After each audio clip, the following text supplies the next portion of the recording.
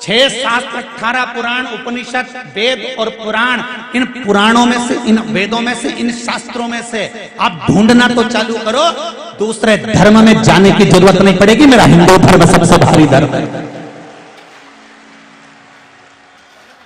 एक सनातनी बनकर पैदा हुए हो आप और सनातन धर्म में पैदा हुए हो, क्यों भटकते हो कहीं पर? घर के भोजन में जो सुख है ना रीजी जी, होटल में कितना भी खा लेना, भंडारे की कितनी भी पूड़ी खा लेना, एक ना एक दिन घर के भोजन की याद आती है। उसी तरह मेरा सनातन धर्म है, तुम 10 जगह भटक लो, आखिरी में शरणागति यही मिल पाती। 50 जगह भटक कर देख लेना, पर अंत बिंदु उसी के चरणारविंद हैं, वही शंकर। वो और भी पत्र हैं जिनको मैं पढ़ूंगा, जो बाहर से लेटर हो ना आप लोगों ने भेजे, कोई पत्र साधारण नहीं आए, जिन पत्रों को आपने लोगों ने भेजा। एक राजस्थान से भी एक पत्र आया जिसको मैंने खोला है।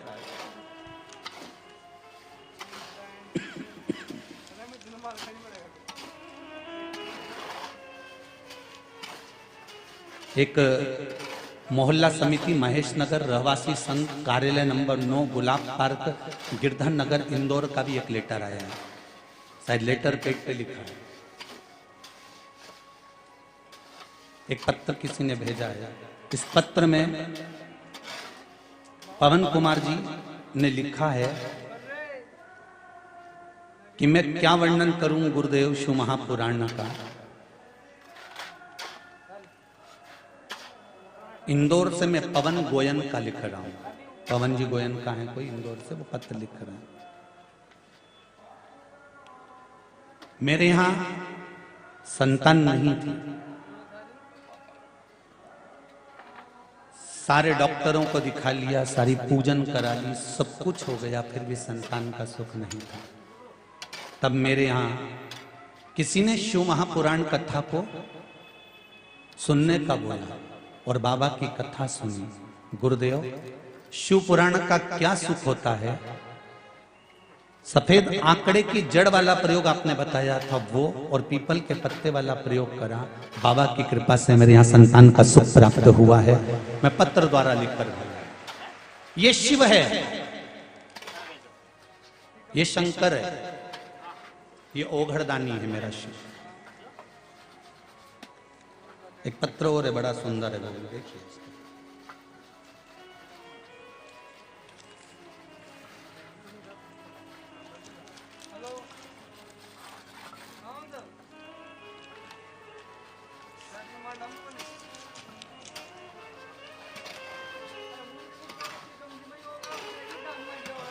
स्पीड पोस्ट से आया है ये।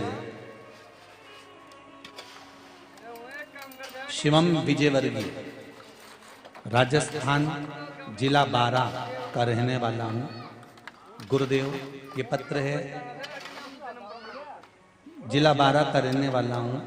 आपने जो सरसों के तेल और फूल का उपाय जो बताया था वो हमने शिव जी को चढ़ाकर किया है। मेरी माँ को स्वयं भगवान ही बचा कर लाए हैं। इतनी तबीयत खराब हो गई थी कि अंतिम क्षण था, पर मेरी माता अब बिल्कुल ठीक हो चुकी है। आपका पत्र प्राप्त हो चुका है, शिवम जी विजयवर्गीय, 12 राजस्थान से। ये शिव कृपा है, ये शंकर का अनुमोदन है, ये शिव का स्मरण।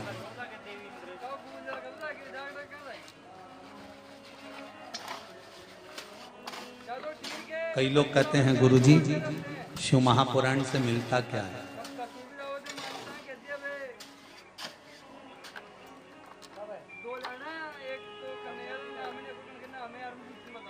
एक बात जीवन में उतार कर रखिएगा, जब तक किसी पुराण में जाते हो और वो पुराण विराम ना हो जाए, जैसे 4 बजे से 7 बजे तक कथा है, 7 बजे का टाइम मतलब 7 बजे जैसे विराम हो, अपने स्थान पर से जब उठो प्रणाम कर कर उठना कि इस कंकर में शंकर है और मेरी मनोकामना ये पूर्ण करेगा। 7 बजे भी उठ रहे हो तब बाबा को नमन कर कर उठो। घर से निकल रहे हो नौकरी जाने के लिए, सर्विस करने के लिए, व्यापार करने के लिए, दुकान पर चलाने के लिए, किसी काम के लिए, उस घर से निकलते समय उस भूमि को प्रणाम करके निकलो जिस दरवाजे से तुम निकल कर जा रहे हो। अपने माता पिता को नमन करके निकलो, प्रणाम करके निकलो। क्या मिलेगा आपको कि आप अनुभव नहीं कर पाएंगे। अपने जाने का रूट चेंज कर दो। कहां से जाना चाहिए? कभी किसी अच्छे काम के लिए जा रहे हो, व्यापार के लिए जा रहे हो, कुछ अच्छे काम के लिए निकल कर जा रहे हो और तुम्हें लगता है कि यह काम होना चाहिए, तुम शंकर जी के मंदिर में भले मत जाओ, पर शंकर जी के सामने से निकल कर चले जाना तो काम सफल हो जाएगा। अपना रूट चेंज कर दो। शिव मंदिर के सम्मुख से निकल कर जा। वो एक लाइन बड़ी सुंदर, तुझे ना देखूं तो चैन मुझे आता नहीं, तेरे सिवा कोई और मुझे भाता नहीं। बस इतना बहुत है। एक शिव की झलक, शंकर के मंदिर का मात्र शिखर का दर्शनम सर्व पाप नाशनम।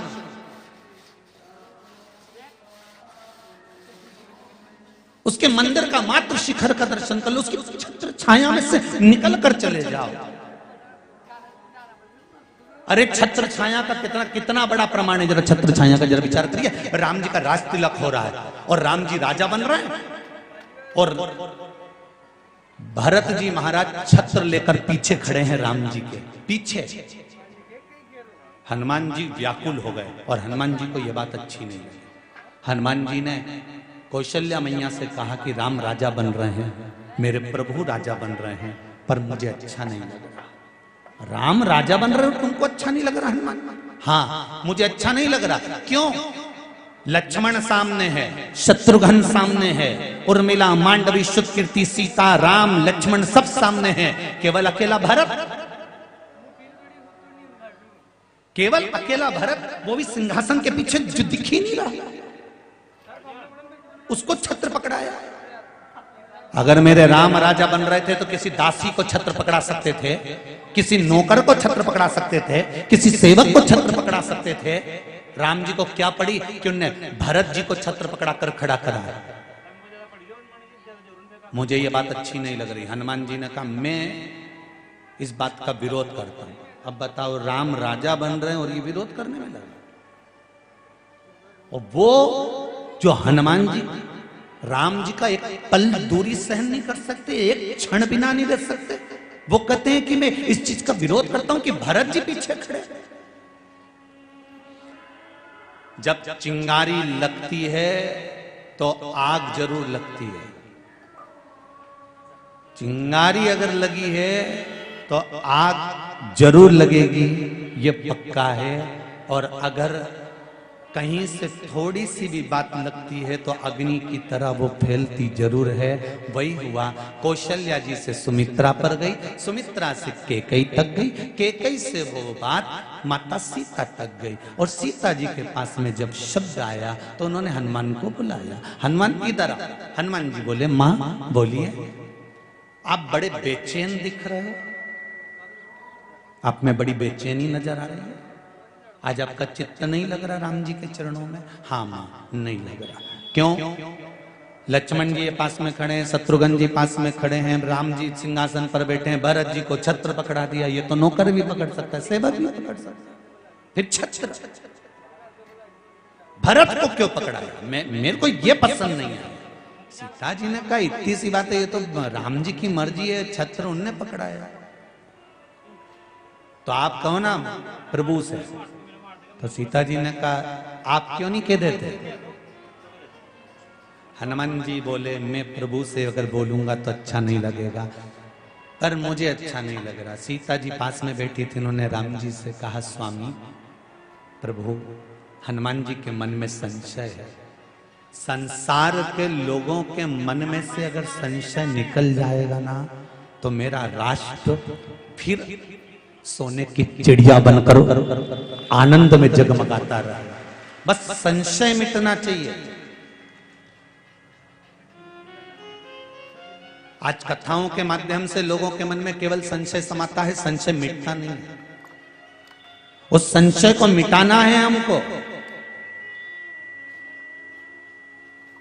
राम जी ने बुलाया हनुमान, क्या बात है? हनुमान जी बोल रहे हैं कि लक्ष्मण जी पास में, शत्रुघ्न जी पास में, आप सिंहासन पर, पूरा दरबार लगाए और भरत जी छत्र पकड़े, ये मुझे अच्छा नहीं लगा। भरत जी को आगे लेकर आओ। राम जी खड़े होकर हनुमान को गले लगाकर बोले, रे हनुमान, भरत को मैंने छत्र पकड़ाया है, जान करके पकड़ाया है, क्योंकि भरत कोई मेरा भाई नहीं है। भरत संत है, साधु है, सन्यासी है। संत की छत्र छाया में मेरा राज तिलक होना चाहिए, तो राज सत्ता सही चल सकती है। एक संत की छत्र छाया रहती है, और सिंहासन पर जब राजा बैठे तो छत्र छाया अगर संत की होती है तो उस राज्य को चलाना कठिन नहीं होता। ये घाट हम तो अब बने हैं साहब। पहले तो दुनिया में एक ही घाट बना था जिसका नाम था राम घाट। एक ही घाट था। आज के जमाने में अलग अलग घाट बना दिए। ये समाज का, ये यादव समाज का, ये ब्राह्मण समाज का, तो ये क्षत्रिय समाज का, तो ये शूद्र समाज का, तो ये वैश्य समाज का। पहले कौन सा घाट होता था? उज्जैन जाकर देख कर आओ तो एक घाट मिलेगा राम घाट। हरिद्वार जाकर देख कर आना, एक घाट मिलेगा राम घाट। आज भी कुंभ के मेले का शाही स्नान राम घाट पर होता है, किसी जाति और बिरादरी के घाट पर नहीं होता। आज भी संत अगर कुंभ के मेले में नहाने जाते हैं, आज भी मठाधीश, पीठाधीश, बड़े बड़े आचार्य भी अगर नहाने जाते हैं तो किसी जाति के घाट पर नहीं जाते कि ये ब्राह्मण समाज का घाट है, ये क्षत्रिय समाज का घाट है, ये वैश्य समाज का घाट है, ये शूद्र समाज का घाट है। मेरे राम के समय पर अयोध्या में सबसे पहला घाट बना था राम घाट, जिस पर 7 जात का आदमी स्नान करता था और 7 जात का आदमी पानी पीता था। 10 तरह के घाट नहीं थे। इसलिए आज भी बड़े बड़े तीर्थों में तुम पंचवटी चले जाओ, तुम प्रयागराज चले जाओ, तुम जाओ हरिद्वार, तुम जाओ यमुना के घाट, तुम जाओ नर्मदा जी के घाट, सब जगह पर राम घाट जरूर मिलेगा। क्योंकि वो राम घाट इसलिए बनता था कि मां 7 जात से मतलब नहीं होता था, मां तो सनातनी आना चाहिए। केवल एक सनातनी आ गया तो बस समझ लो कि सब आ गए। यहाँ ब्राह्मण, क्षत्रिय और वैश्य और शूद्र को तो आप और हमने बांट दिया, कोई दूसरा बांटने वाला नहीं है। आज भी मेरे भारत की भूमि के गौरव रहे हैं संत रविदास जी, आज भी भारत की भूमि के गौरव रहे हैं वाल्मीकि जी। वो चर्मकार के लोग कहते हैं हम चर्मकारों के गुरु हैं रविदास। रविदास केवल तुम्हारे गुरु नहीं, ब्राह्मण, क्षत्रिय और वैश्य और शूद्र के भी गुरु हैं। वाल्मीकि किसी एक का गुरु नहीं, सारे ब्राह्मण, क्षत्रिय, वैश्य और शूद्र के गुरु हैं। आपने बांटा है, पर हमारा शास्त्र, हमारा वेद और हमारी पुराण कभी किसी धर्म को नहीं बांटती।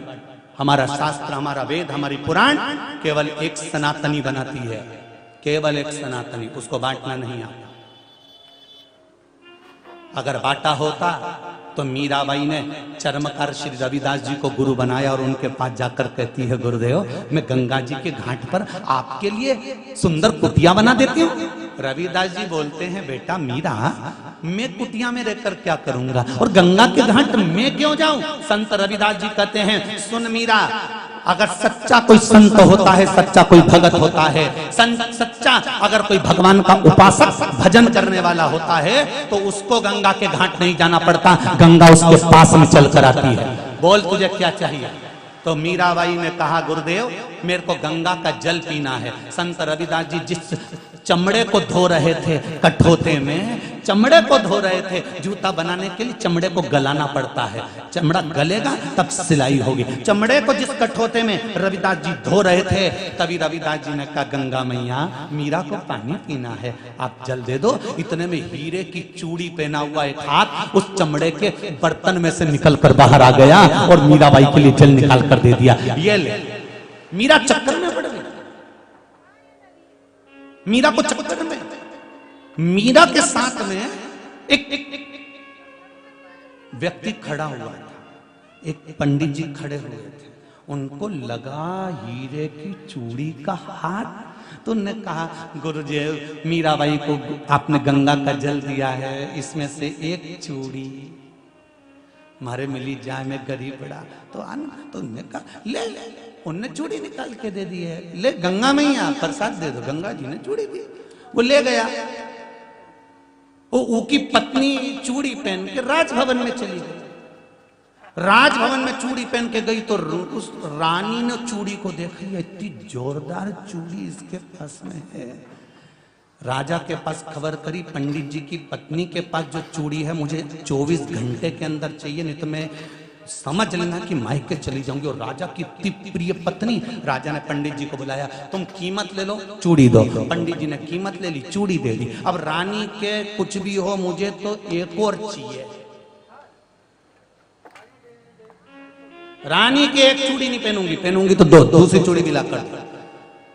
राजा ने खबर करवा दी, पंडित जी 24 घंटे के अंदर अगर दूसरी चूड़ी नहीं आई तो तुम्हें सूली पर चढ़ाया जाएगा। पंडित जी चक्कर में पड़ गए, काय को मंगली गंगा जी की चूड़ी, क्यों मंगली? पंडित जी मीरा जी के पास गए और यो मीरा, मीरा, ओ मीरा। मीरा बाई बोली, गुरुदेव आप आए, आप यहाँ? मीरा, एक बार गंगा जी के हाथ की एक और चूड़ी दिलवा दे मीरा, कभी नहीं भूलूंगा तेरा एहसान। मीराबाई ने कहा, हुआ क्या है गुरुदेव, हुआ क्या है?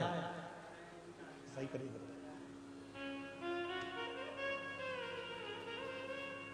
गुरुदेव, हुआ क्या है? आप बोलो तो। गुरुदेव कहते हैं एक चूड़ी चाहिए मीरा। मीराबाई ने कहा, वो चूड़ी किसने दी थी? मेरे गुरुजी रविदास जी। ब्राह्मण कहते हैं मैं रविदास जी के पास चलता हूं, संत संत होता है, करुणा जरूर करेगा। रविदास जी से कहने की जरूरत नहीं पड़ी, रविदास जी ने तुरंत ब्राह्मण का जब मुख देखा तो देखकर रविदास जी कहते हैं, गुरुदेव आप आए हैं ब्राह्मण देवता, ये लो दूसरी चूड़ी लेकर चले जाओ। बोलने की जरूरत नहीं होती संत के पास, संत के पास बोला नहीं जाता, साधु के पास कहा नहीं जाता। ये पहले राम स्वयं कह रहे हैं हनुमान जी से कि मैंने भरत को छत्र पकड़ा कर इसलिए खड़ा करा है कि एक संत, एक साधु, एक सन्यासी, एक तपस्वी, एक साधक, एक उपासक की छत्र छाया में जब राज्य की स्थापना होती है तो उसको राम राज्य कहते हैं। वो साधारण राज्य नहीं हो सकता, वो राम राज्य।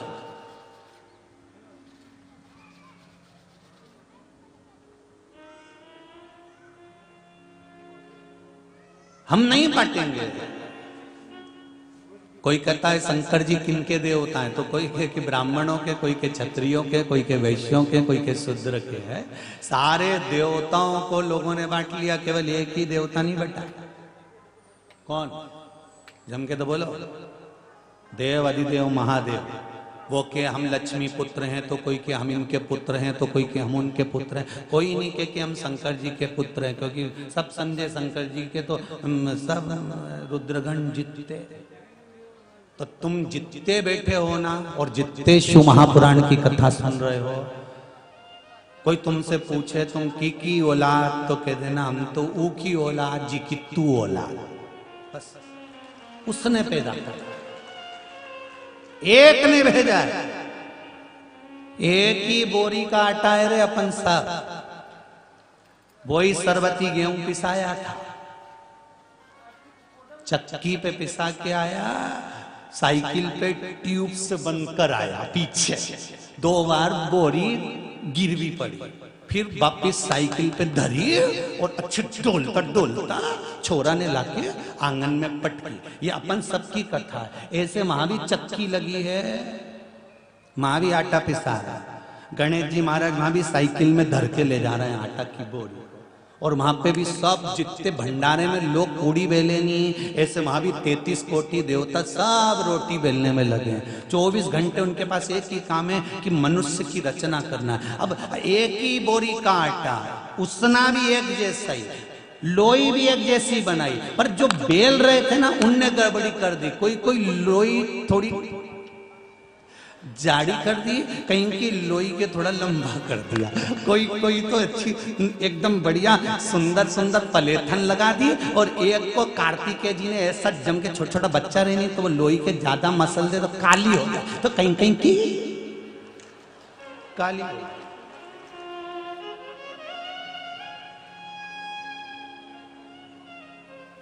अच्छा सब कह रहे हैं एक माता पिता के 4 बच्चे, चारों की डिजाइन अलग, क्योंकि रोटी अलग अलग ने बेली। 33 कोटि देवता थे भंडारा की पूड़ी बेलने वाले।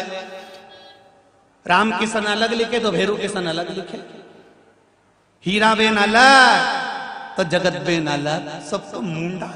एक माँ के गर्भ से पैदा हुए तो भी डिजाइन एक जैसी नहीं, सबकी वेराइटी अलग अलग। किसी की नाक लंबी, किसी की छोटी, किसी का मुंडा, किसी की आंख, किसी की कान। कुछ ना कुछ इनमें थोड़ी ने थोड़ी, क्योंकि रोटी बेल रहे थे 33 कोटि देवता। इनसे जैसी बिलाई इन्हें बेल के पटक दिले, जई तो रही है नीचे। अब इस रोटी का सदुपयोग अपने को करना है तो रोटी बनाने वाला जो रोटी बनाता है उसमें एक अक्ल होती है कि चकोटी और बेलन में ये लोई नी चिपके, उसके लिए क्या लगाता है? बोलो जी जी जरा जम के बोलो, क्या लगाता है? पलेथन, आटा लगाता है। आटा इसलिए लगाता है कि चकोटी और बेलन में नहीं चिपके। उसी तरह भगवान ने हमको इस मृत्यु लोक में भेज दिया। ये पूरा संसार चकोटी है और परिवार के लोग बेलन है, इसमें ना चिपको। इसलिए शिव महापुराण का पलेथन लगाते रहना तो पार उतर जाओ। इस शिव पुराण का पलेथन लगाओगे तो जीवन की सार्थकता बन जाएगी। रोटी भी जोरदार बनेगी और कहीं चिपकी नहीं चिपकेगी तो तवा पे फूल जाएगी। तुम देखना जो रोटी चकोटी और बेलन में नहीं चिपके नहीं वो तवा पे फूल जाए, और जो रोटी चिपक जाए नहीं तो घुमा घुमा के रह जाओ तो चिपकी तो चिपकी चिपकी। वो नी फूले तो नी फूले, वो कितना ही कर लो तुम, यूज यूज कर लो भले नी फूले। कहीं कहीं की पूड़ी को देखना, तुम झारा भी मारो तो नी फूले फूले, क्योंकि वो चकोटी पे चिपक गई थी, वो बेलन में चिपक गई थी। और कहीं कहीं की पूड़ी तो डालता सी तेल में ऐसी फुली पड़े। बस अपने को वही पूड़ी बनना है जो डायरेक्ट डलते से ही फूल जाए, हरी की थी हरी की हो जाए, ऐसी रोटी बनना। अपने नहीं ज्यादा चक्कर में पड़ना।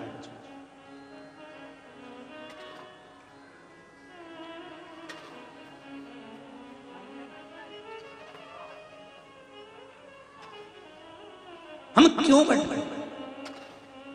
कथा चल रही थी संत के 2 कम्बल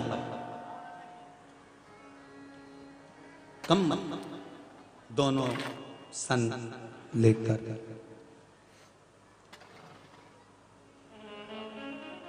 जोरदार कम्बल है, अच्छे जोरदार हो। भगवान ने तुमको खूब कीमती बनाकर भेजा, खूब कीमती।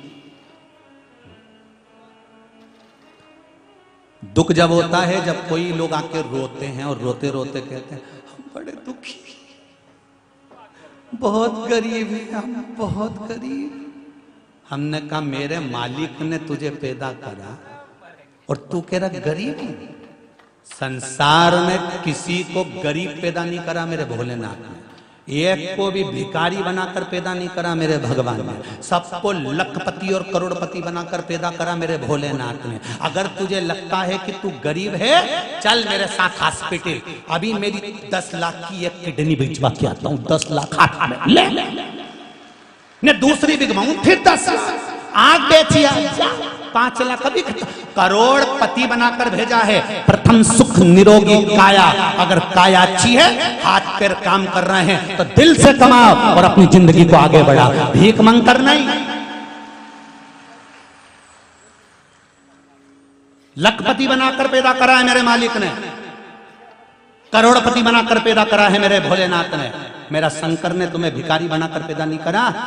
माँ के गर्भ से जब बच्चा पैदा होता है तो माँ भी कहती है चंदा है तू, मेरा सूरज है तू, मेरी आंखों का उजाला है तू। मतलब माँ भी जानती है कि मेरे घर में हीरा पैदा हुआ है। पर तू रो रो के अपने आप को कंगाल करे तो कई करे भगवान, मैं भगवान का क्या दोष? जब देखो जब रो, हम तो बहुत गरीब, गरीब तो गधा तो कहीं को गरीब। हाथ दिए हैं 2, पांव दिए हैं 2, बोलने के लिए वाणी दी है, श्रवण के लिए कान दिए हैं, नेत्र दिए हैं। भगवान ने कहा कुछ नहीं करता बने तो मंदिर में सफाई कर। यहाँ तो सीधी सीधी बात बोलिए ना, माला माल बनना है तो माला को पकड़ लो, माल अपने आप आएगा। नाम तुम लिख के देखो, कागज पे लिखना माला माल, तो पहला शब्द क्या है? माला माल लिखोगे तो पहले क्या लिखोगे? माला, फिर माल, मतलब माला को पकड़ो तो माला आएगा। तुमसे ज्यादा नहीं बने तो राम नाम तो गाओ, कृष्ण नाम तो गाओ, शिव नाम तो गाओ, उसका गुणगान तो करो। परसों की कथा में कहा था मलुक का शब्द, अजगर करे ना चाकरी, पंछी करे ना काज, दास मलुक का कह गए सबके दाता राम। तुम भगवान का भजन गाना तो चालू करो, पेट भरने की जवाबदारी उसकी है, भूखा नहीं सुलाएगा। तुम जपो ही।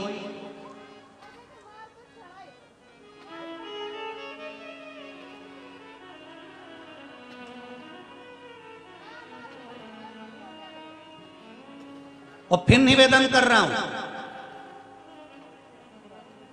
अपने आप अपनी कीमत को बनाइए, अपने आप अपनी कीमत को बनाइए। तुम्हारी कीमत तुम खुद बना सकते हो, बस थोड़ा सा जागरूक होकर आगे बढ़ना पड़ेगा।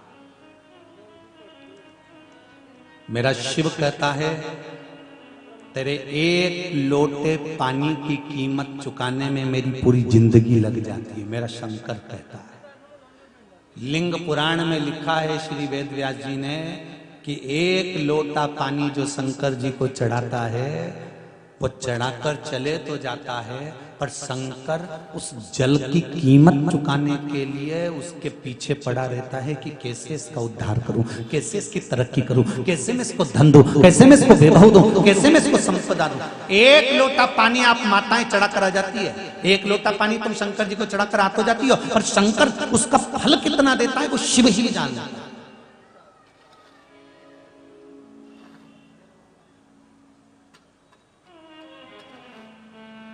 पशुपति व्रत माताएं करती है। आज भी सोमवार होगा, आज एकादशी भी है। आपको पहले भी कहा, अगर एकादशी आ जाती है और आप एकादशी करते हुए आए हो पहले से, तो आप एकादशी कर लो, पशुपति व्रत अगला कर लो। अगर एकादशी करते हुए आए हो तो, और अगर नहीं करते थे एकादशी तो फिर पशुपति व्रत करो। कोई व्रत अगर बीच में आ जाता है, तीज का व्रत, चतुर्थी का व्रत जो आप करते हुए आए हो वो बीच में फंस जाए, तो पशुपति व्रत आगे बढ़ा दो, अगले सोमवार को करो। और पति और पत्नी अगर पशुपति व्रत कर रहे हैं तो थाली 2 लेकर जाना, प्रसाद के हिस्से भी 2 जगह पर ही जाएंगे, दिए भी अलग अलग जाएंगे। हाँ, जब दिए मंदिर में लगाने के बाद घर पर आओगे तो सबसे पहले पत्नी दिया लगाएगी दरवाजे का, इसके बाद पति लगाए, अगर जोड़े से पशुपति व्रत कर रहे हो तो। और अकेली कर रही हो तो फिर तो तुम लगा सकते हो। और अगर जोड़े से अगर पशुपति व्रत कर रहे हो पति पत्नी, तो पहले पत्नी दिया लगाए, उसके बाद में पति दिया लगाए। घर के दरवाजे, मंदिर में दिया दोनों साथ लगाओ, मना नहीं, परंतु द्वार पर जो दिया होगा पहले पत्नी लगाएगी फिर पति लगाए। अगर जोड़े से व्रत करो तो, और सिंगल कर रहे हो, अकेले कर रहे हो पशुपति व्रत, तो आप स्वयं कर सकते। एक बहुत सुंदर बात है, शिव महापुराण का बड़ा सुंदर संवाद, कोटि रुद्र संहिता में से। कोई आपसे पूछे तो बता देना, कोटि रुद्र संहिता में से बड़ा सुंदर संवाद है कि महीने में नहीं, 15 दिन में, 15 दिन में नहीं, महीने में, 6 महीने में, 3 महीने में, साल भर में एक बार पार्थिव शिवलिंग का निर्माण कर कर पूजन जरूर करना चाहिए। उससे घर में अकाल मृत्यु नहीं होती, मृत्यु टल जाता है। पार्थिव शिवलिंग का निर्माण अकाल मृत्यु को टाल देता है। पार्थिव शिवलिंग का निर्माण, घर में बुलाओ किसी विद्वान ब्राह्मण को, और अगर विद्वान ब्राह्मण आपके यहाँ आ जाए, पूजन करा दे पार्थिव शिवलिंग का, तो आनंद की अनुभूति हो। नहीं आ पा रहे, आप स्वयं पार्थिव शिवलिंग बनाओ, मिट्टी का शिवलिंग बनाकर उसका पूजन करो, उसकी अर्चना करो। और यदि पार्थिव शिवलिंग भी नहीं बना पाओ तो 3 महीने में, 6 महीने में, 15 दिन में, 8 दिन में कभी भी बेलपत्री के पेड़ के नीचे 1 लोटा जल समर्पित कर दिया करो, उससे भी शिव अकाल मृत्यु को टाल देगा। अकाल मृत्यु को टाल देगा मेरा शिव।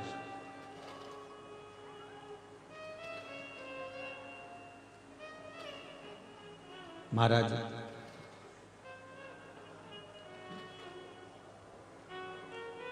श्री शिवाय नमस्तुभ्यम, श्री शिवाय नमस्तुभ्यम। चाहे दुनिया के लोग कितनी भी ताकत लगा लें, चाहे दुनिया के लोग कितना भी दम लगा लें, आपको नीचे गिराने का कितना ही प्रयास कर लें, अगर शिव का पंचाक्षर मंत्र, षडाक्षर मंत्र या महामृत्युंजय मंत्र या श्री शिवाय नमस्तुभ्यम यदि आपके पास में है तो कोई ताकत आपको नीचे नहीं गिरा सकती। आप आगे ही बढ़ेंगे। संतों ने कम्मल लिया और उस कम्मल को धर्मशाला में लेकर दोनों बैठ गए। दोनों को नींद आ रही थी। एक व्यक्ति ने अपना पुराना वाला कम्मल निकाला और एक संत ने पुराना कम्मल ओढ़ लिया। और नया कम्मल का क्या करा, उसकी घड़ी बनाई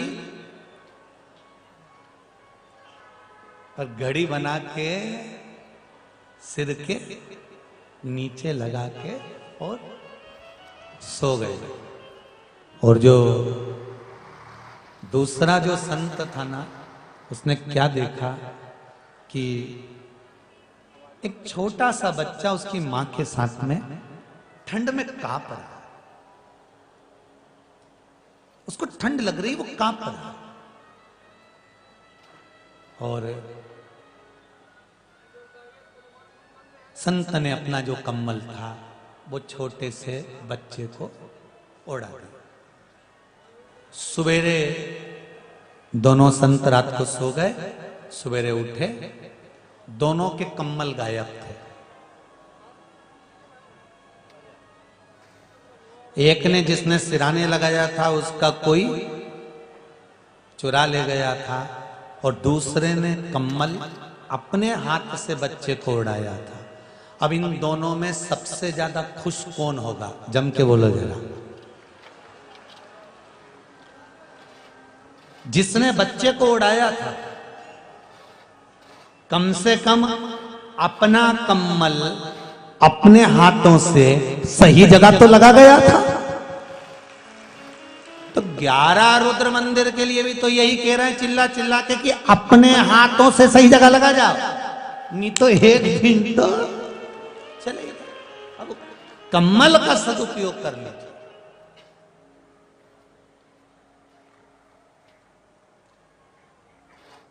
खुश हो जाना, किसी भूखे को भोजन कराकर प्रसन्न होइए। कोई पढ़ने में होशियार है, शिक्षा के लिए धन नहीं है, आप उसका शिक्षा का कुछ रुपया जमा कर कर खुश होइए।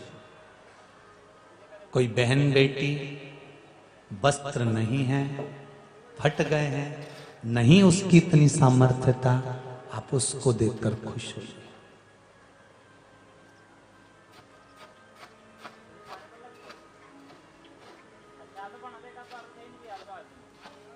सत्कर्म की ओर, अच्छी जगह पर, भूखे के भोजन में, दवाइयों में आजकल बहुत ज्यादा खर्चा होने लगा है। सबसे ज्यादा खर्चा है आजकल दवाइयों का। ये भी एक बड़ी विचित्र बात है। सामान की लिस्ट, अपने घर में क्या सामान चाहिए, कैसा सामान चाहिए, कितना चाहिए, सामान की लिस्ट अपन बनाते हैं और मेडिकल की लिस्ट डॉक्टर बनाता है। उसी तरह सामान की लिस्ट, पूरे परिवार का सुख और दुख का स्मरण हम करते हैं, परंतु जो मेडिकल की जो लिस्ट है, पर्चा है ना, वो बनाने वाला अर्थात हमारे कर्म का पर्चा लिखने वाला कोई दूसरा नहीं, वो देवाधिदेव महादेव ही होता है जो हमारे पर्चे को लिखता है। इसलिए फिर कहूंगा, मत बुरे कर्म कर बंदे वरना पछताएगा, भगवान की आंखों से तू बच नहीं पाएगा, तू बच नहीं पाएगा। अरे ओ अज्ञानी मत करना, दधीचि ऋषि का संवाद शिव महापुराण में आता है। दधीचि ऋषि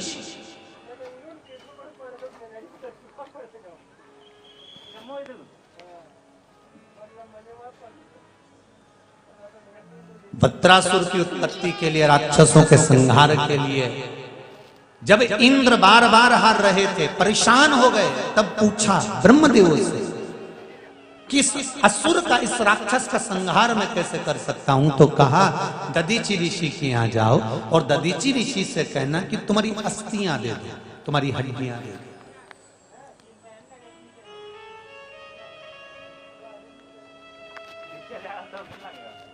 कितना कठिन है।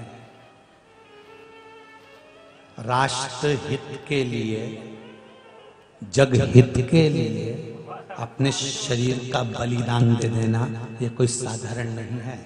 अगर मेरे भारत की भूमि के सपूत जब युद्ध के मैदान में और बॉर्डर पर जब समाप्त होते हैं, तो भारत माता भी गौरवान्वित महसूस करती है कि मेरे भारत के सपूत चले गए।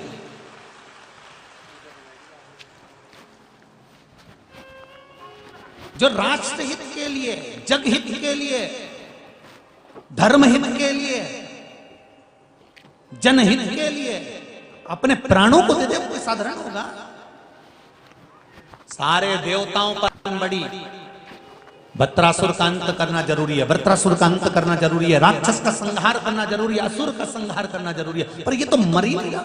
सबने अपना अपना प्रयास कर लिया, सारे देवताओं ने प्रयास कर लिया, पर मरने को तैयार नहीं, तो फिर क्या करा जाए? तो क्या इसको तो केवल दधीचि ऋषि की अस्थियां ही मार सकती है। दधीचि ऋषि जो संत हैं, साधु हैं, सन्यासी हैं, तपस्वी, साधक, उपासक, भगवान की अविरल भक्ति में डूबने वाले, बस अगर इंद्र जाए और उनसे उनके शरीर की हड्डियां मांग कर लिया है। अब हड्डी कम मिलेगी जब प्राण त्यागेगा। प्राण त्यागेगा किसके लिए? जनहित के लिए, राष्ट्रहित के लिए।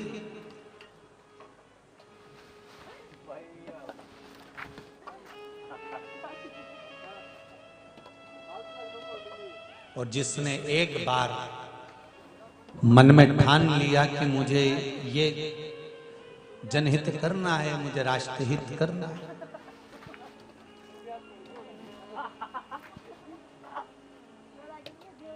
तो एक लाइन बड़ी सुंदर सी लोग आते हैं। जिस चोले को पहन शिवाजी, जिस चोले को पहन शिवाजी, निकले अपनी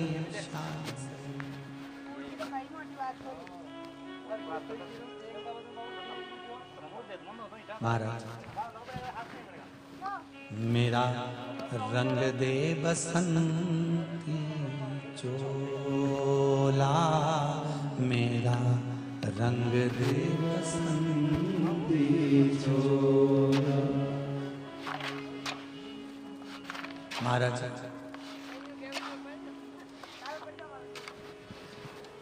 दधीचि ऋषि ने वो विचार किया। दधीचि ऋषि ने वो विचार कर लिया। इंद्र आए, निवेदन करा, प्रार्थना करी।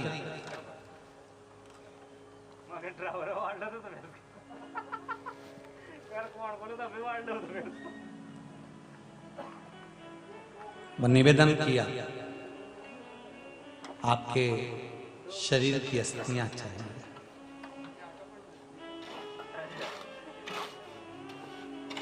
आपके शरीर की अस्थियां चाहिए। दधीचि ऋषि ने कहा, क्या देवताओं ने मांगी है इसको? हाँ, अगर मेरी अस्थियां जाएंगी तो मेरे प्राण भी तो जाएंगे। दधीचि ऋषि कहते हैं, इंद्रदेव कहते हैं कि जगत हित के लिए दे दीजिए, नहीं तो वो असुर अपना प्रभाव दिखा रहा है और सबको नष्ट कर रहा है।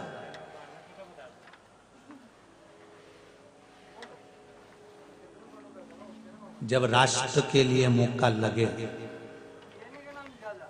जब इस भारत की भूमि के लिए मौका लगे कि अब इस शरीर की भी जरूरत है, तो वो शरीर समर्पित है, वो शरीर समर्पित है।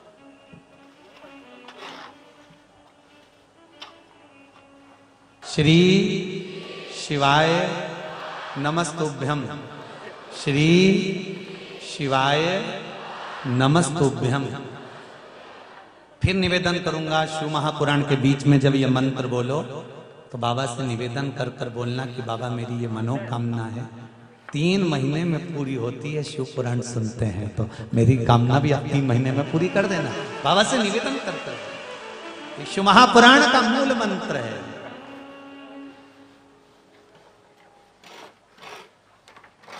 स्मरण करो। महाराज दधीचि ऋषि ने कहा ठीक है, अगर जग हित के लिए मेरा शरीर काम आ रहा है तो इससे बढ़कर और क्या चाहिए, ले लो ये शरीर। दधीचि ऋषि ने हाथ में जल लिया, संपूर्ण ब्रह्मांड जगत के कल्याण के लिए दधीचि ऋषि अपने प्राणों को छोड़कर ये अस्थियां दान देता। शायद इसीलिए ये जो लोग आजकल जमाने में करते हैं ना, देह दान, सुना है कि नहीं सुना? देह दान, नेत्र दान, ये क्यों करते हैं? ये दधीचि ऋषि की कथा से कुछ लिया होगा इन्होंने कि जीते जी आप अपना शरीर दान लिख कर चले जाओ, जब आपके प्राण छूटेंगे मेडिकल की टीम आएगी, आपके नेत्रों को जो कार्ययुक्त चीजें हैं उसको निकाल कर दूसरे के शरीर में उसको लगा दिया जाएगा, जिससे किसी संसार के मनुष्य का एक हित हो जाए, एक हित हो।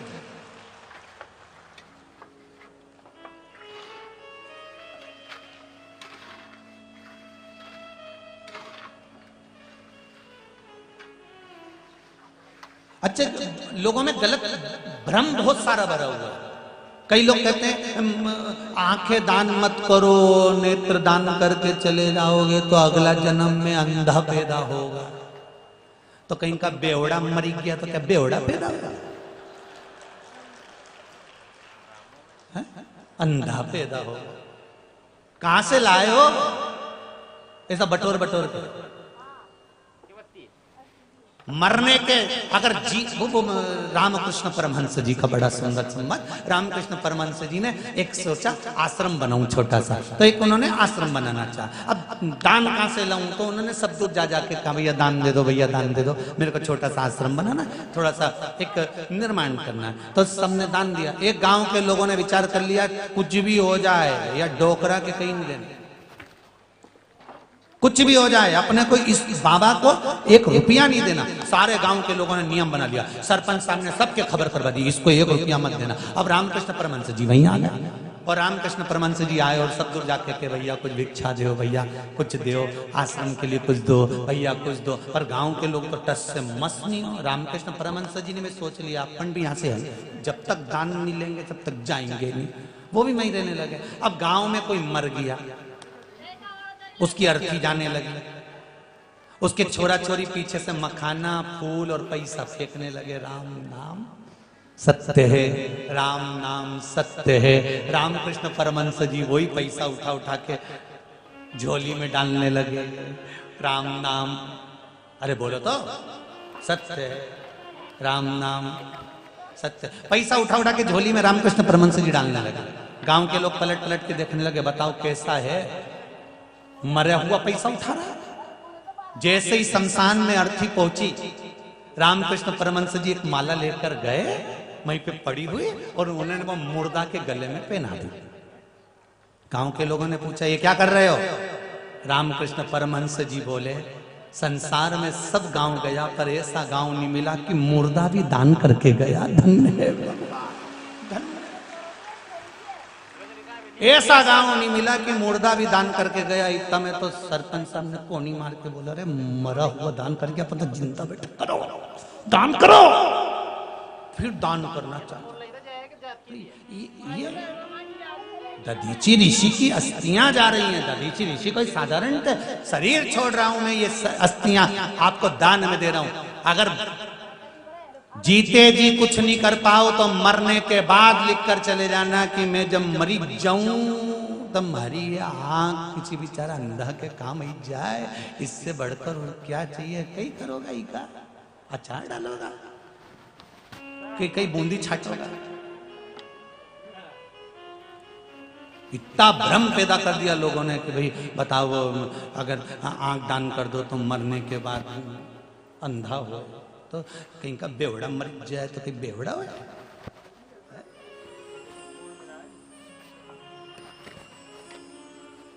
अरे भाई, शरीर से जो बन जाए जितना, इस ये मांस का जो पुतला है ना, इससे जितना बन जाए। ये समिति वाले आके बोले 11 रुद्र मंदिर बनना है, कथावाज दो मंदिर निर्माण के लिए। हमने कहा शरीर से जितना बन जाएगा, जो कर सकते हैं कर देंगे। ये वाणी और शरीर है, दे दिया लो।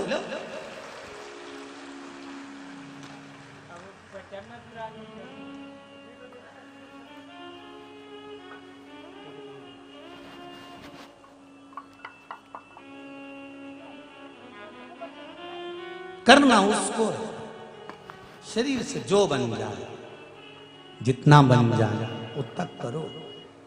दधीची ऋषि ने अपनी अस्थियां दे दी, अस्थियों के शस्त्र बनाए गए। शस्त्र बनाकर भगवान शंकर के पास लेकर गए। शिवजी से जाकर कहा ये शस्त्र तैयार हुए हैं, इससे बत्रासुर का अंत कर। शंकर भगवान का ले जाओ।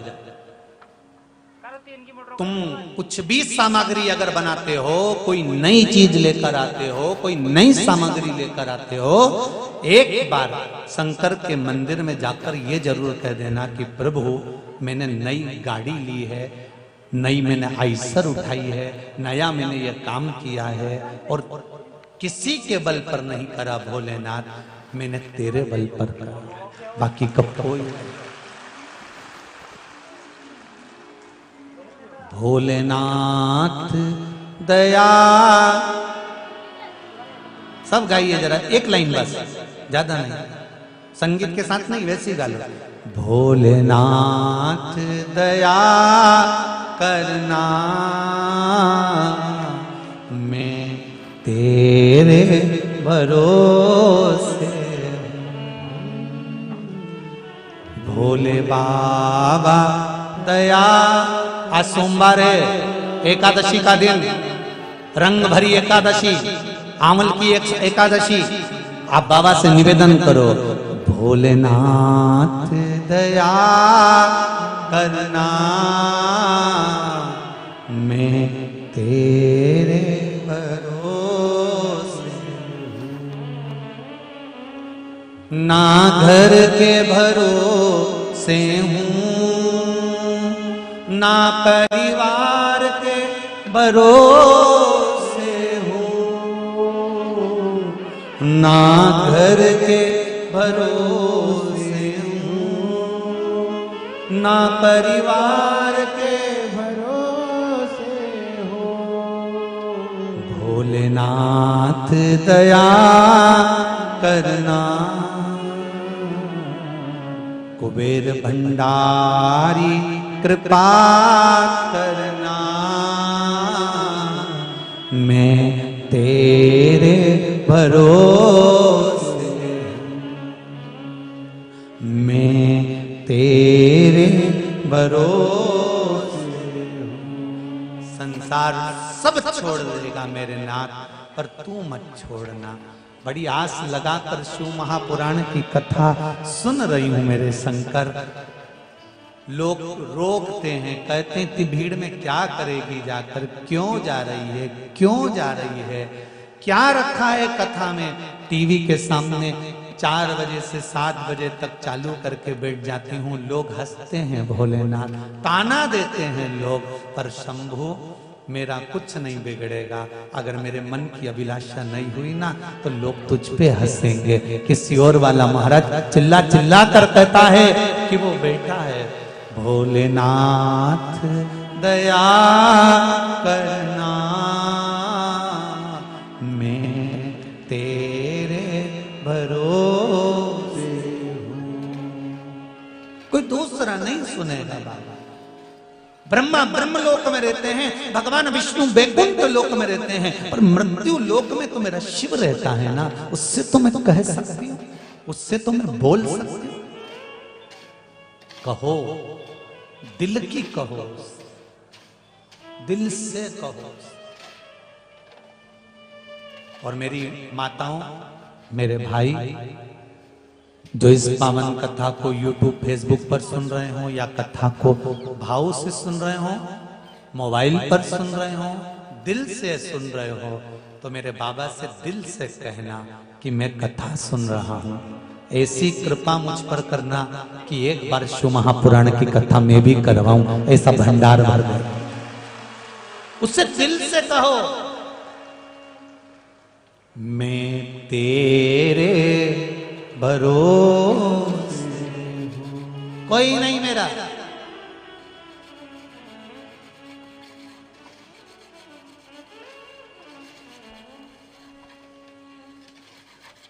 छठा दिन हो जाएगा आज, कल कथा का समापन दिवस हो जाएगा, विराम।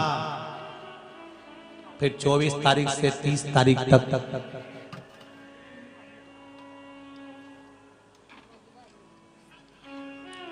हलकोसा, छुरिया, राजनंदगांव, छत्तीसगढ़ में प्रारंभ हो जाएगी कथा। इस पूरी कथा में 7 दिन में जो आपको अच्छा लगा हो ना, उसको जिंदगी में उतारना। और शिव मंदिर जितने हो, जहां जहां से आप लोग आए और आपके गांव में जितने शंकर के मंदिर हैं, उस मंदिर में 1 लोटा पानी चढ़ाने का नियम बना लेना, सार्थक जिंदगी हो। किसी का इंतजार मत करना, ये लो पत्र में लिखा है, सुन लो।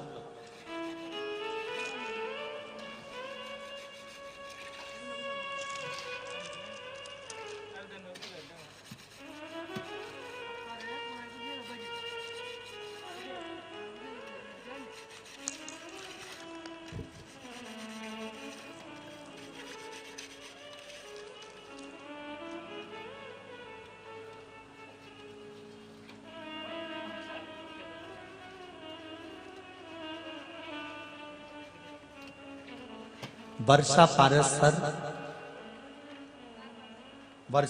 सर दौसा राजस्थान से ये कोरियर द्वारा आपका पत्र आया है। वर्षा जी, अगर आप टीवी पर या मोबाइल पर कथा सुन रही हो तो आपका पत्र प्राप्त हो गया। गुरुजी, शिव का सहारा क्या होता है, शिव महापुराण में वर्णन करना। गुरुदेव, मेरे पांव में हड्डियों में गैप बता दिया था डॉक्टर ने, और 4 दिन के अंदर ऑपरेशन होना था। गुरुदेव, शिव महापुराण में बेलपत्री का कथा सुनी थी, उस बेलपत्री को मैंने शंकर पर चढ़ाया और शिव जी से कहकर आई थी केवल कि मैंने, और इसमें एक पत्र में इन्हें बहुत सुंदर बात लिखी है, जो सत्यता है वो लिख दी कि मैं किसी मंदिर में नहीं जाती थी और ना मेरा पति कोई मंदिर जाता था, हम नास्तिक थे, हमें कोई मतलब नहीं था किसी देवता से। वो तो एक बार अचानक मोबाइल पे आपकी क्लिपिंग आ गई, उस क्लिपिंग को सुनकर मैंने कथा सुनी, और कथा सुनकर मैंने सोचा कि जरा इतना चिल्ला चिल्ला के महाराज, लिखा है पत्र, चिल्ला चिल्ला के महाराज बोलता है तो जरा मैं भी जरा चमत्कार देखूं। बेलपत्री चढ़ाई, उसको 4-5 दिन रोज शिव जी पे जल चढ़ाकर बेलपत्र को खाना चालू करा। गुरुदेव, डॉक्टर को दूसरी बार दिखाने गई तो घुटने के ऑपरेशन के लिए मना कर दिया। ये विश्वास है। ये पत्र है। एक पत्र और किसी बेटी ने लिखा है, जो स्टूडेंट है किसी कॉलेज की,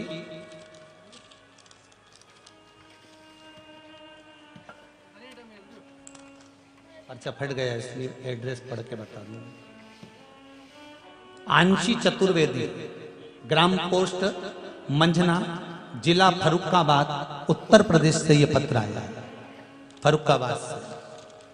इस पत्र में, गुरुजी मेरा नाम है अंशी चतुर्वेदी, मैं यूपी में फर्रुखाबाद जिले के ग्राम पोस्ट मंझना निवासी हूँ। बीएससी सेकंड ईयर की मैं स्टूडेंट हूँ। गुरुजी, बाबा की कृपा में जितना बखान करना चाहूं वो कम पड़ेगा। मेरा एक एग्जाम था एनसीसी का गुरुदेव, जिसमें मुझे फर्स्ट रैंक लाना था। मैंने ज्यादा पढ़ाई नहीं करी थी गुरुजी। 10 बजे से लेकर 6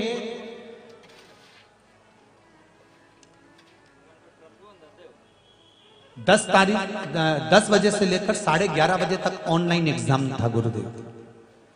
उस एग्जाम को मैं देने के लिए गई, मैंने कोई पढ़ाई नहीं करी थी, केवल आपकी एक क्लिप सुनी थी कि बेलपत्री पर शहद लगाकर चढ़ाकर जाना है। वो शहद लगाकर गई गुरुदेव, और गुरुजी इस पत्र में लिख रही बेटी, ये पत्र सब यहीं रहेंगे, आप बाद में भी पढ़ सकते हैं। गुरुदेव मैं कोई तैयारी कर भी नहीं गई थी, पर मैंने पहले तो बहुत पढ़ाई करी थी, बाद में मैंने विद्या अध्ययन भी करा, सब पढ़ भी रही है, पर एकदम एग्जाम आ जाएगा ये नहीं मालूम था, ये नहीं मालूम था एकदम एग्जाम आ जाएगा। इस पत्र में लिखा है नीचे, गुरुजी आप कहते हो कि पहले कर्म करो, मतलब पहले पढ़ाई करो, उसके बाद भगवान पर छोड़ दो, पहले विद्या अध्ययन करो फिर भगवान पर छोड़ो। पर जब एकदम एग्जाम आ गया, मैंने बेलपत्री चढ़ाई और शिव जी से कहकर गई, जहां पर मैं ऑनलाइन एग्जाम दे रही थी गुरुदेव, वहां पर कोई एक टीचर आकर खड़ा हो गया था, जितने एग्जाम में प्रश्न आ रहे थे वो आगे रह के टिक लगवाते चले जा रहा था, और उसमें मैं उत्तीर्ण हो गई हूं। ये पत्र है,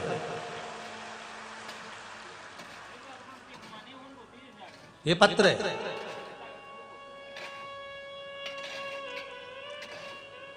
एड्रेस भी इस लिफाफे में है, नंबर भी है, फोन करके पूछ लेना बाद में, कहीं सियोर वाला महाराज तो लिख के नहीं ले आया पत्र।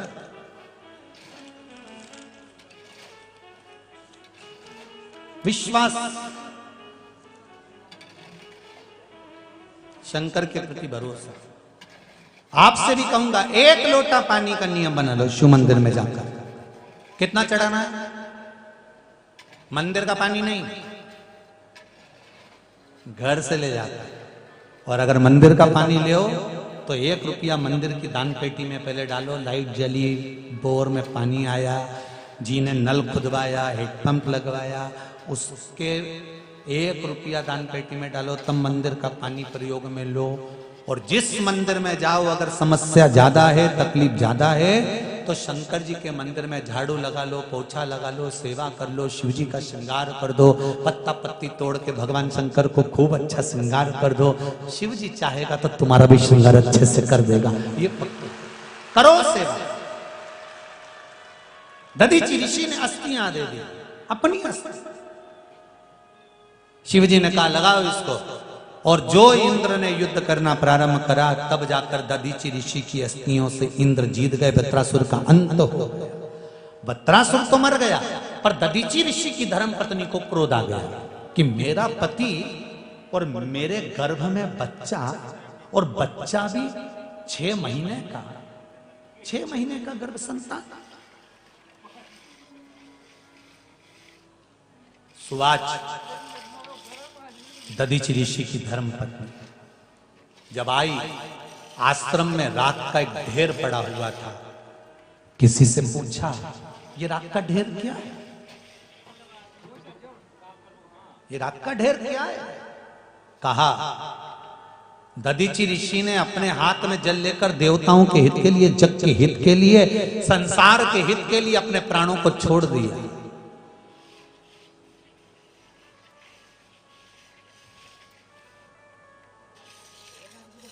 जो दुनिया के हित के लिए कुछ अच्छा कर कर जाता है,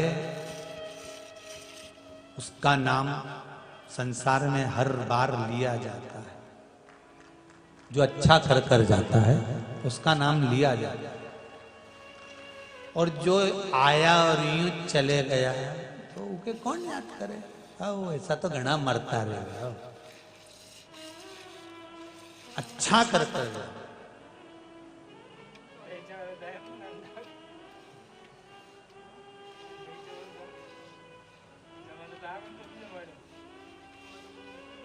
महाराज। सुवाच ने आंख में आंसू भरा पूछा, मेरे पति के प्राण चले गए?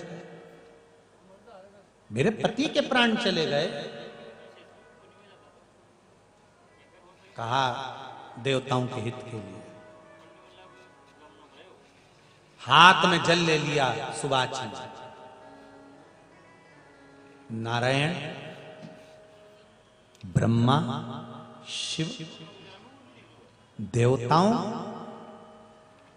तुमने चाल चल दी, मेरे पति के प्राण ले लिए और तुमने ये नहीं देखा कि उसकी पत्नी गर्भ से।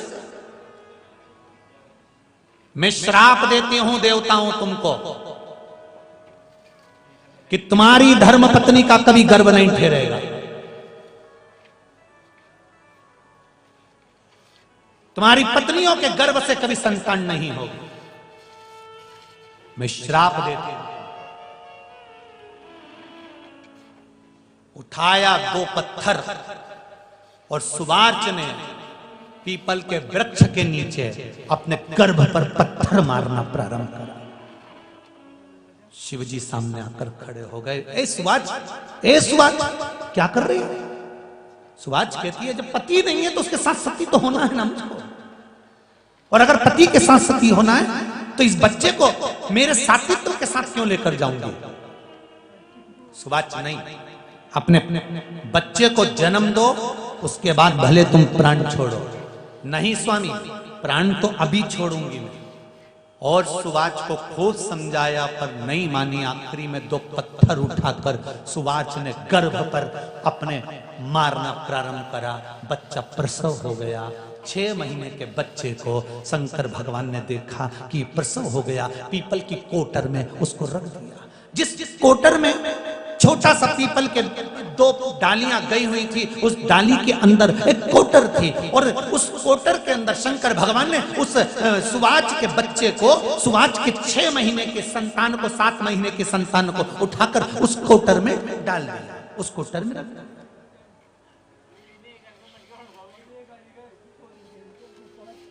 अब देखिए, मेरी माताएं कहती हैं कि रक्षा कौन करेगा? रक्षा करने वाला कोई दूसरा नहीं होता। जिसने जन्म दिया है पेट वही भरता है और रक्षा भी वही करता है, कोई दूसरा नहीं करेगा। अकाल मृत्यु वो मरे जो काम करे चंडाल का, और काल उसका क्या बिगाड़े जो भक्त हो महाकाल का। अगर जिसको राम रखे उसे कोई ना चखे। वृक्ष पे ढेर सारी जाम लगी होती है, अमरूद लगा होता है, गिलेरी उसी को खाती है जिसको राम जी ने कहा होता है। उसी अमरूद के पास में दूसरा अमरूद लगा रहता है, गिलेरी उसे नहीं खा पाती, क्योंकि राम रखे तो कौन चखे? कौन चखेगा? राम जिसको रखे कौन चख सकता? कौन चखेगा उसको?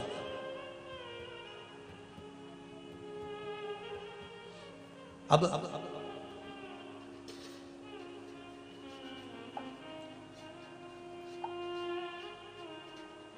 सुवार्च प्राणों को त्याग दिया। पीपल के पेड़ की कोटर में वो बच्चा रखा है 7 महीने का। ये हमारे भारत की भूमि पर जितने रिसर्च करने वाले होते हैं ना, ये अलग से कोई पेटी, अलग से कोई सामान, अलग से प्लास्टिक सर्जरी का मेथड नहीं लाते। ये हमारे पुराणों में जो कहा है ना कि गणेश जी को हाथी का मुंह लगा दिया, ये प्लास्टिक सर्जरी, ये हमारे देश से निकली हुई एक वैज्ञानिक एक सुंदर रिसर्च है। और एक रिसर्च और, जो 7 महीने में बच्चे जन्म ले लेते हैं, उनको पेटी में रखा जाता है, आईसीयू में रखा जाता है, उसको संभाल के रखा जाता है। ये कहां से लिया? ये दधीचि ऋषि की कथा से लिया कि कोटर में, पीपल की उस कोटर में शंकर जी ने उस 7 महीने के बच्चे को रख दिया कि इसको पाल पोस के बड़ा करना है 90 महीने तक।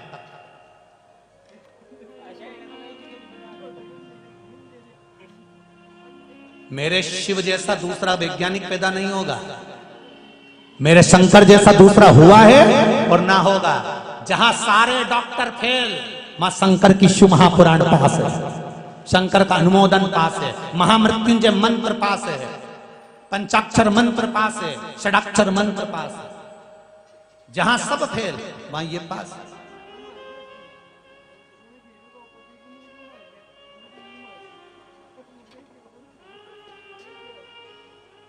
जब डॉक्टर भी जवाब दे देते हैं ना, तब वो शिव काम आपके बीच में हमारे वो दरबार के यहाँ जहाँ हम रुके हैं बेटमा में, तो वहाँ उनके रिश्तेदार कोई आए थे और बता रहे थे कि हमारा बच्चा का प्लेटलेट घट गया था और उसको डॉक्टरों ने भी कह दिया था, बैठे होंगे कहीं ना कहीं जिसने हमको बताया था, तो डॉक्टर ने भी कह दिया था कि इसमें अब कुछ जान बची नहीं है, ऐसा कुछ बता रहे थे। वही दरबार के यहाँ जहाँ हम रुके वहाँ पर उनकी माता जी बता रही थी और कि इसमें अब कुछ बच्चा नहीं है। डॉक्टर ने हाथ ऊंचे कर दिए थे। तब परिवार की 5-6 लोगों ने मिलकर कुबेरेश्वर बाबा का स्मरण करा और पशुपति व्रत कबूले और शिव जी की जो आराधना श्री शिवाय नमस्तुभ्यम चालू करा। डॉक्टर ने भी कह दिया कि अब प्राण वापस आ गए, अब कोई दिक्कत नहीं है। और बालक भी यहां बैठा होगा शायद कहीं ना।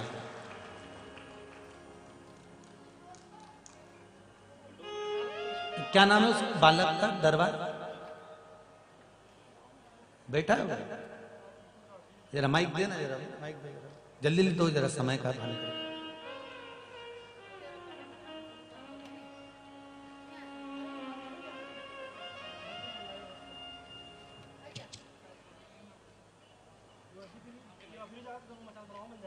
क्या नाम था दरबार उसका बालक का?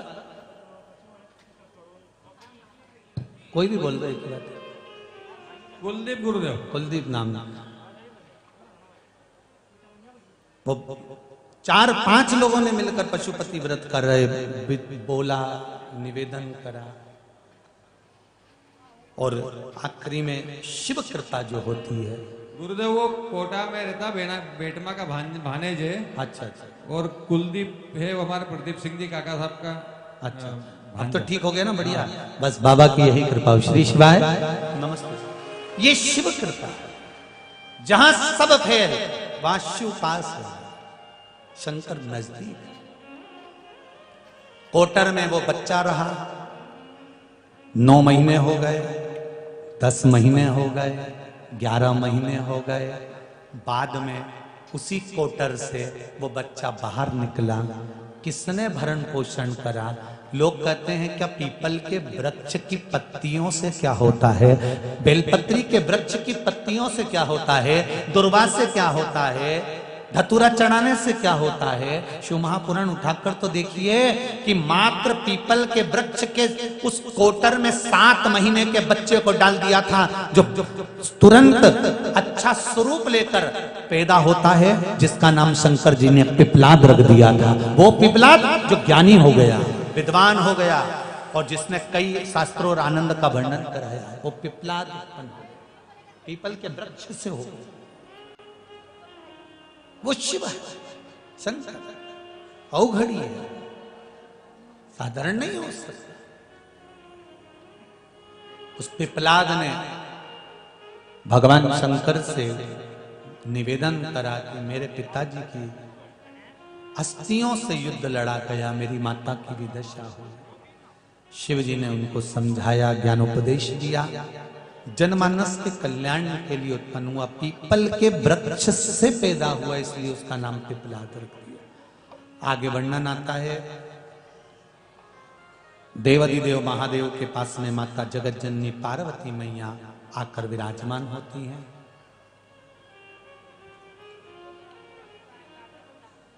और आद्य शक्ति मां पार्वती जी ने शिव जी से प्रार्थना करी है, बाबा हे भोलेनाथ, हे त्रिकालदर्शी, हे कैलाशी अविनाशी, हे भूत भावन भूतेश्वर, करुणा सागर, करुणा करने वाले, कृपा करिए।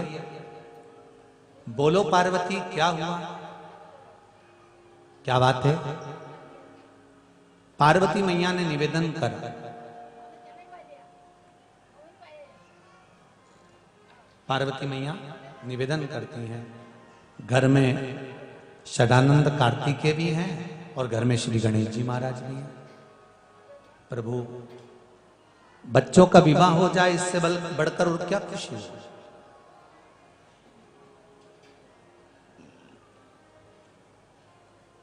जितने घर में बच्चों का जन्म होता है, घर के बच्चों को देखकर घर के बड़ों के मन में भाव उत्पन्न हो जाता है कि इनका विवाह हो जाए, शीघ्र मंगल विवाह हो जाए, घर में बहू आ जाए, सब सुख मिलेगा। मिलेगा। अगर संस्कारित बहू आई ना तो सुख तो मिलेगा। बस पैसा देकर बहू मत लाना, संस्कारवान बहू लेकर आना जो तुम्हारे घर को लेकर चले और तुमको लेकर चले और पूरे परिवार को साथ कर चले। धन ना देखिए,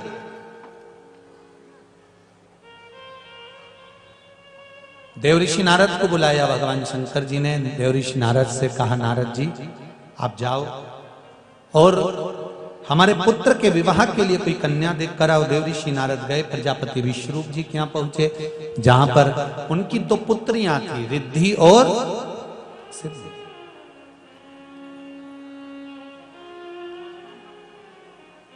ये आपका भाग्य है, सौभाग्य है। अभी तक आपके घर के विवाह में गणेश जी आते थे, पहली बार आप गणेश जी के विवाह में आए। ये आपका सौभाग्य है, ये आपका सौभाग्य है। कि गणेश जी के विवाह में आप लोग आए हुए। प्रजापति विश्वरूप जी की दो बेटियां रिद्धि और सिद्धि। देवऋषि नारद जी ने जाकर कहा, प्रभु क्या बात है, बहुत चिंता में दिख रहे हो। प्रजापति विश्वरूप जी ने कहा, घर में दो दो बेटियां हो तो कौन बाप को नींद आएगी बताओ, बेटियों का विवाह करना है। तो इतने में देवऋषि नारद ने बोला, कैसा लड़का चाहिए, वर कैसा चाहिए। तो इतने में प्रजापति विश्वरूप जी बोले, मेरी दोनों बेटियां एक साथ हुई है, इसलिए मैं चाहता हूं कि इनको जो वर मिले ऐसा पति मिले कि बैठे तो लगे कि जमाई बैठा है। इतने में नारद जी बोले, जमाई बिल्कुल ऐसा ही है, एक बार बैठ जाता है तो 10 दिन उठता ही नहीं है। देवी जी 9 दिन में उठ जाती है, पर गणेश 10 दिन में उठते, 10 दिन तक उठते ही नहीं। मेरी बेटियों को भोजन का बड़ा शौक है। जब भोजन बने तो जमाई की नाक में जैसी सुगंध जाए और वो भोजन के लिए आ जाए। नारद जी बोले, नाक की तो पूछो ही मत, तू ऐसी बड़ी नाक है, सूंड सुंडाला नयन विशाला, कि पूछो ही मत। और सुनो, मेरी बेटियां बहुत धीमे बोलती हैं, कान ऐसे हों कि सब सुनाई दे जाए। नारद जी बोले, कान की तो पूछो ही मत, सूपड़ा है। कान की बात हो तो वो तो सूपड़ा है।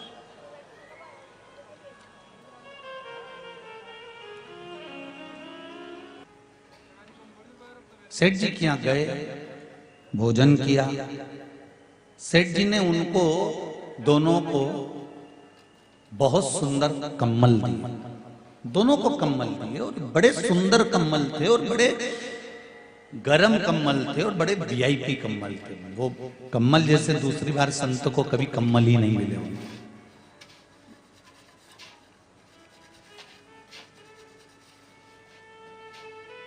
दोनों संतों ने कम्बलों को लिया, बड़े खुश हुए कि अपने को 2 नए कम्बल मिल गए, बड़े सुंदर हैं, बड़े सुंदर हैं, बड़े सुंदर हैं।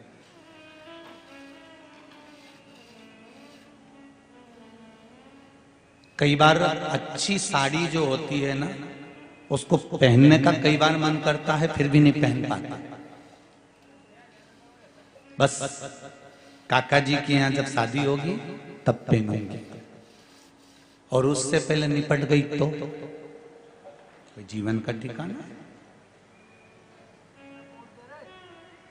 काका जी के यहाँ शादी है अप्रैल में, और अभी कौन सी मार्च चल रही है।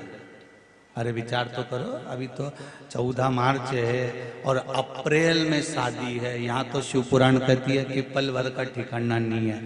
ये लक्ष्मी नारायण भगवान के पावन मंदिर प्रांगण में शिव महापुराण की कथा क्यों रखी कि तुम्हारे पास जितनी जोरदार जोरदार साड़ियां सब निकाल के बना के चल। जीवन का कोई ठिकाना।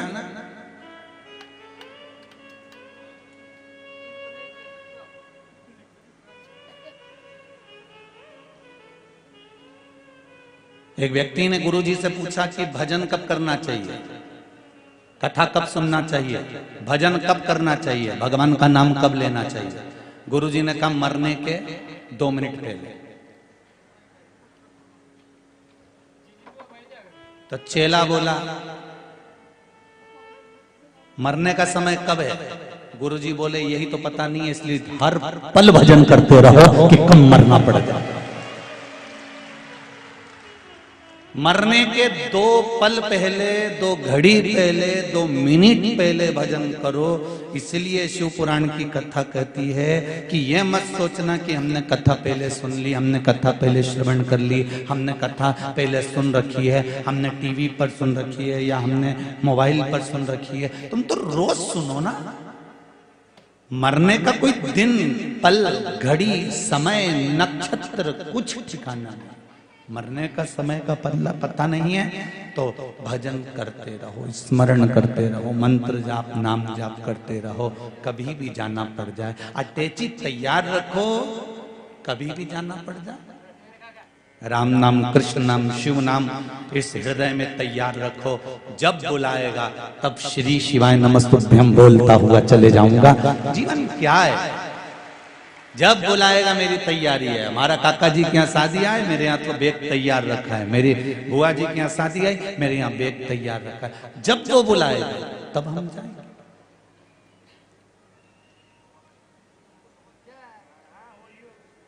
संतों को कम्मल मिले दोनों संत एक धर्मशाला में रुके, रात्रि का समय।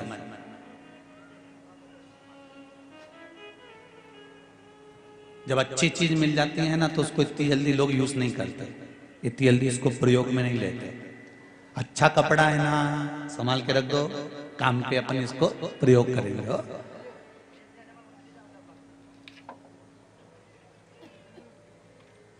अभी रख दो इसको संभाल के।